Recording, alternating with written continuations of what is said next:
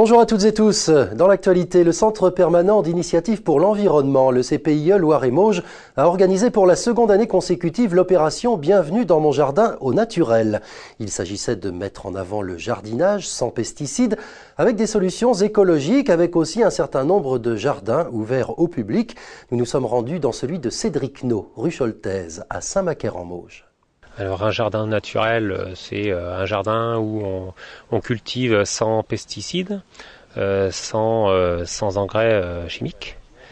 Donc là, on essaye de travailler avec un sol vivant pour pouvoir donner des éléments nutritifs à nos plantes, sans avoir besoin d'utiliser d'engrais et d'apports extérieurs.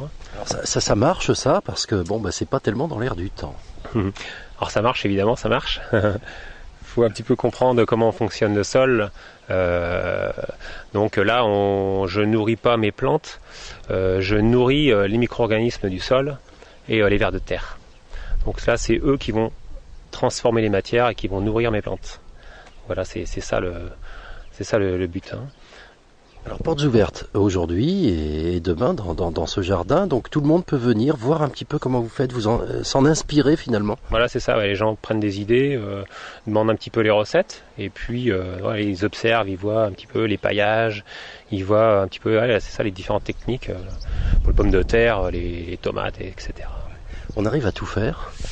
On arrive à tout faire, oui, il y a des choses un peu plus compliquées, ça dépend, chaque recette... Ça plante, c'est un petit peu ça. Faut écouter un petit peu ce qu'on a autour de nous et puis il y a des solutions pour tout. Exemple de choses que l'on peut faire au naturel. On peut faire par exemple la tomate, on peut la faire en BRF. Sur BRF, donc c'est du bois. C'est-à-dire BRF, c'est bois réméal fragmenté. C'est du bois frais, d'arbres de feuillus, donc déchiqueté. Et donc là, on peut épandre ça sur le sol et cultiver, par exemple, la tomate sur du BRF. Ça marche très très bien. Est-ce que c'est plus de travail ? C'est beaucoup moins de travail. Donc il n'y a pas de bêchage déjà de terre. Et donc il y a juste à planter au travers du BRF. Et donc la tomate a très bien se comporter.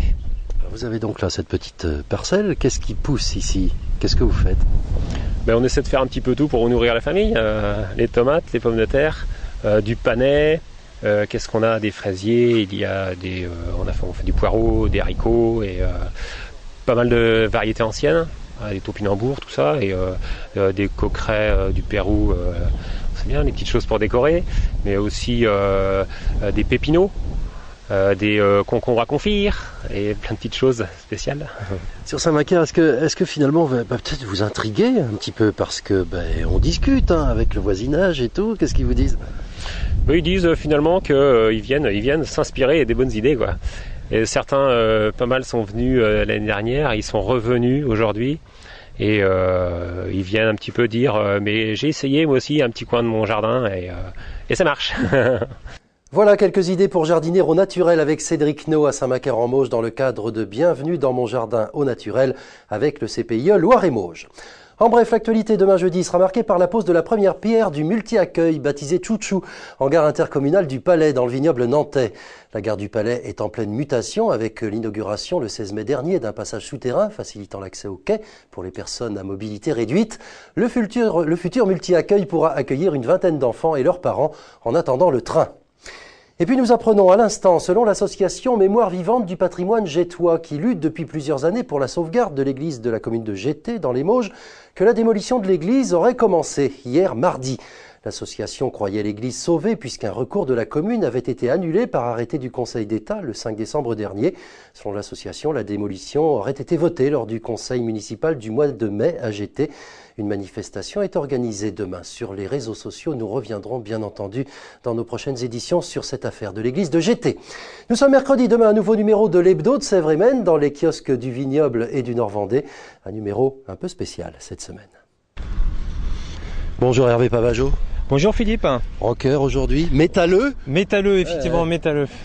Avec le look, donc bien sûr on a compris, c'est la une de l'Hebdo, un numéro spécial de l'Hebdo. De l'hebdo, effectivement, 4 pages spéciales apparaître demain dans l'hebdo de Sévramen. Effectivement, 4 pages sur le Hellfest avec à la fois une présentation de l'édition 2013 avec annoncer bien sûr Kiss et ZZ Top, ça sera pour les fans samedi soir, mais surtout aussi une présentation de tout ce qui va se passer dans les coulisses et puis bien sûr pendant le festival, sachant que c'est un festival qui draine et qui fait vivre tout un territoire, donc il y a aussi un zoom sur le développement, les retombées économiques de ce festival. On attend 100 000 personnes. 100 000 personnes sur les 3 jours, Philippe, ça fait un peu moins de 30 000 personnes par jour, sachant que c'est la journée du samedi qui s'annonce la plus forte en affluence. Donc effectivement, 4 pages pour tout savoir, ou presque, sur l'édition 2013 du Hellfest. Les à côté aussi, c'est important parce que c'est la ville de Clisson qui vit avec au rythme du Hellfest là durant tout un week-end. Les à côté, oui, effectivement, on fait un coup de projecteur aussi sur les bénévoles, un chiffre, 2000 bénévoles vont être sur le pont pendant ces 3 jours. Les à côté, c'est aussi le off, il y a le Hellfest et puis il y a le festival off avec toute la présentation du programme. Le off qui va se dérouler dans le cœur de Clisson, de la cité médiévale. Et puis, comme je le disais, effectivement, des à côté avec plus un zoom sur aussi le commerce.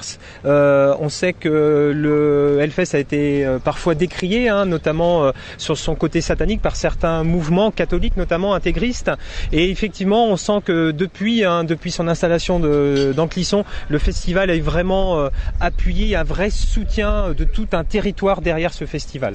Voilà, et bien tout ceci et bien plus encore, évidemment, à découvrir dans notre hebdo de cette semaine, l'hebdo de Sévramen. Il est rebaptisé, ça y est. Merci Hervé. Merci, et puis bon festival 2013. Voilà, bon festival à tous et on va voir tout de suite le temps qu'il va faire. Tiens, pour le festival, voici la météo. Le New Palace, Clubbing House de Montsirègne, vous offre la météo.